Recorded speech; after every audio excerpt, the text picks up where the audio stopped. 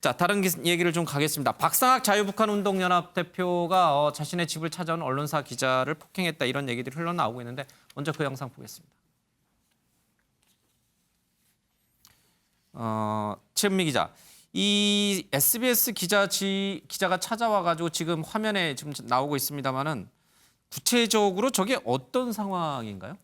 네, 지난 23일 예. 밤 9시경이라고 하고요. 예. 이 기자는 아닌 것 같고 SBS 모닝와이드 취재진이라고 예. 합니다. 취재진이 이제 저 집에 찾아간 거죠. 박상학 대표의 집에 찾아가서 이제 전단 살포를 했잖아요. 예. 그 경위라든지 이런 걸 물어보기 위해서 집으로 찾아간 거고요. 집 안에 있는 사람에게 좀 박상학 대표를 만나러 왔다고 했더니 없다고 했다는 거예요.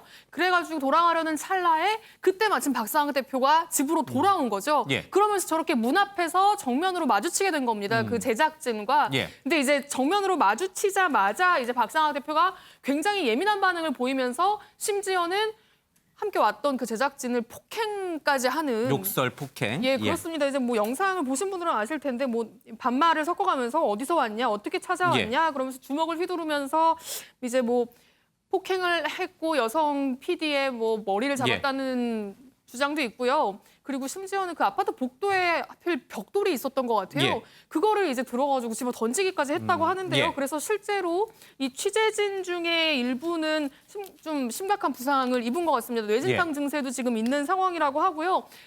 그 현장에 사실 박상학 대표의 신변을 보호하기 위해서 항상 동행하던 경찰도 있었거든요. 예. 그래서 경찰이 이제 그 상황을 보고 말렸더니 말리는 경찰에게 본인이 소지하고 있던 가스총까지 분사했다고 합니다. 그러니까는 굉장히 큰 소란이 있었던 거죠. 일단 경찰은 피해자 조사부터 하고 박상학 대표를 불러서 당시 상황에 대해서 지금 조사할 예정이다라고 지금 밝히고 있는 상황입니다. 예, 취재진에게 폭행, 욕설도 했고 벽돌까지 던졌다. 박상학 씨는 또 어떻게 생각을 하는지 한번 들어보겠습니다. 아니, 지금 몇 시입니까? 10시에 SBS가 어떻게 이 밤에 우리 집 문을 두드리면서 기자들인데다가 앞길을 터주는 경찰을 어떻게 믿고 내가 대한민국에서 숨 쉴 수 있냐고. 이게 내놓으라니까 안 내놔 끝내. 더 이제 희한한 일은 뭔가 그 경찰이 그냥 돌려보내. 이 밤에 와가지고 나를 생명 위협하는 SBS 기자들은 SBS 기자인지 조선중앙 TV 뭐 기자들인지 모르겠는데 나를 보호한다는 경찰이 끝내 명함을 받질 않아.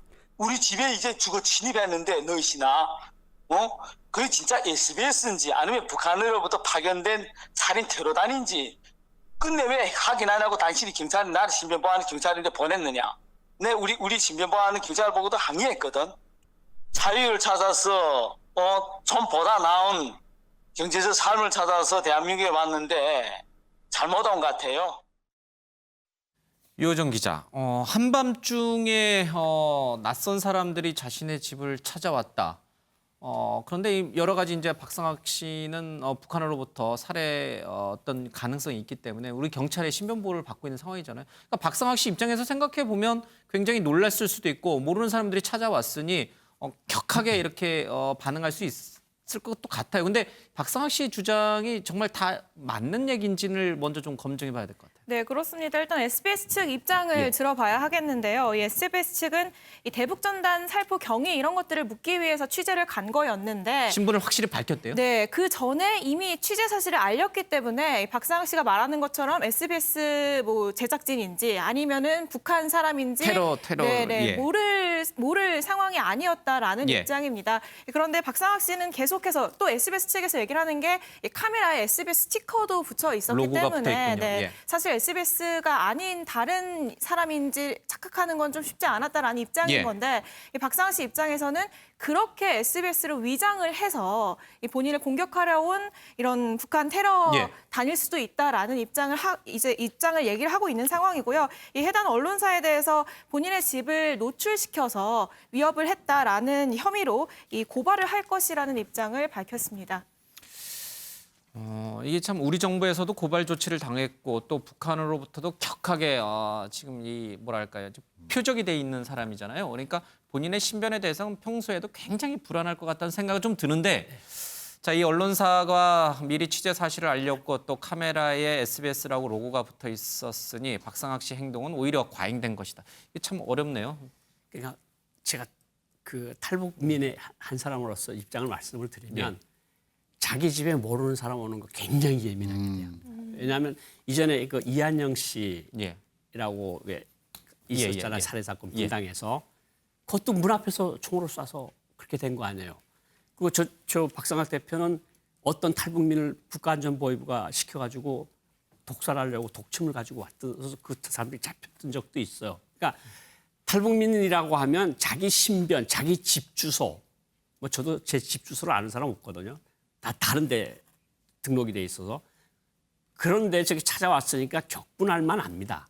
그런데 격분한다 그래서 머리채 잡았다는 게 사실인지는 모르겠지만 사실이라고 가정을 한다면 머리채 잡고 뭐 이거 뿌리고 가스총 쏘고 이러는 거는 그리고 말하는 거를 뭐 땡땡땡땡 이렇게 욕설을 퍼붓고 이러는 것보다도 사실 자기 집 앞에서 그러면 또 동네 주민들도 더 잘 알게 될 거 아니에요. 그러면 취재진을 데리고 어디 좀 조용한 데 가서 이야기를 하면서 냉정하게 대응을 했으면 좋겠는데 박상학 대표의 그 어떤 반응도 너무 그러니까 또 많은 사람들이 보건데 아니 좀 뭐 저렇게 막무가내야 이런 인상을 그림만 보면 또 저렇게 받을 수도 있거든요. 그러니까 이거는 SBS가 아마 가겠다고 했을 거예요. 근데 아마 박상학 대표는 오지 말라고 했으니까 아마 또 저런 분란이 생긴 것 같은데 아마 양측에서 조금씩 좀 양보를 해서 이거 어느 뭐 호텔이든가 이런 데서 한번 뭐 제대로 한번 우리가 커피를 마시면서 이야기를 해보자고 했는지는 모르겠지만 어쨌든 집에 찾아간 것도 약간 문제가 있는 거고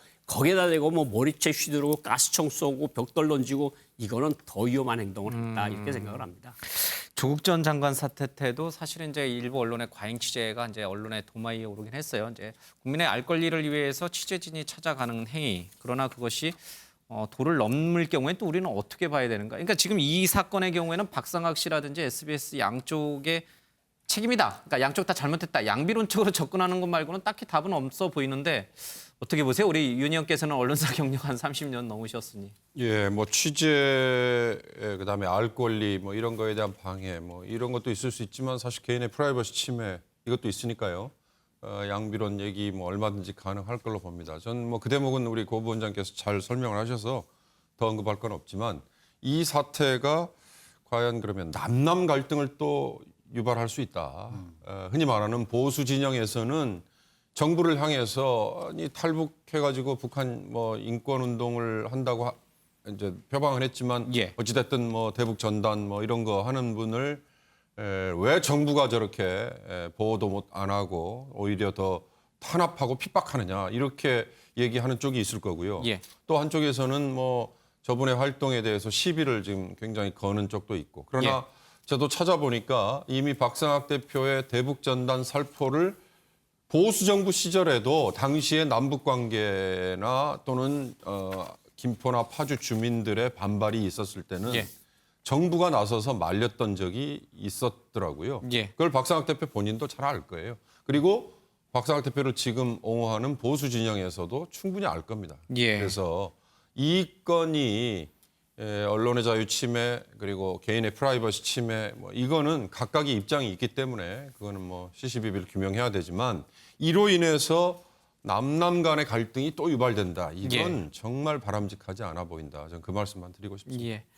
최문 기자, 이런 가운데 이재명 경기도지사가 자유북한운동연합에 대해서 강제 수사, 긴급 수사를 하라고 지시했죠. 네, 그렇습니다. 그 전단 살포와 관련된 차원에서 이 폭행 사건과 관련된 건 아니고요. 전단 살포 문제와 관련해서 긴급 수사를 지시했는데요. 얼마 전에 그 접경 지역에서 경기도 관할의 접경 지역에서 전단 살포하는 행위를 전면 금지하는 행정명령을 발동했었잖아요. 그런데 그 후에 이제 박상학 대표가 이끄는 자유북한운동연합에서 이번에 또 뭐 풍선 20개를 보냈다라고 발표를 한 거고요. 어쨌든 본인들이 밝혔다고 이야기를 한 상황에서 수사를 하지 않을 수는 없는 노릇이니까 즉시 수사를 개시하라는 명령을 했고 이 경기도 특사경에서 나서가지고 지금 내사에 돌입했다고 합니다. 실제로 행정명령을 어겼을 경우에는 징역 1년 이하의 징역 또는 뭐 벌금 1,000만 원 이하를 부과할 수 있는 상황이라고 하는데요. 일단 그런 조치들을 지금 취해 나가고 있는 한편 오늘은 또 다른 탈북자 단체들을 또 불렀어요. 이재명 지사가 불러가지고 이제 그런 박상학 대표 같은 소수의 탈북민들 때문에 전체 탈북민들이 조금 피해를 받고 있다.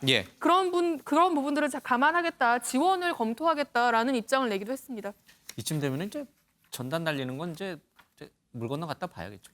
그렇죠. 전 전달하는 건 쉽지 않아 보이고요. 예. 그리고 저런 식으로 그냥 막 발표를 하면서 하는 전단에 동의하는 탈북민들 거의 없습니다. 그러니까 이거는 정말 조용하게 뭐 왼손이 하는 일 오른손이 모르게 그렇게 조용조용 하면 해서 그것이 또 내용도 정당하게 잘 써지고 예.